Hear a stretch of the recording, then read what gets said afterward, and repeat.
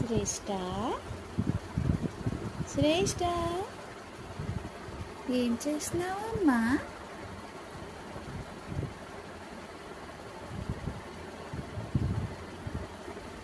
చెప్పు, మాటలు చెప్పు శ్రేష్ట.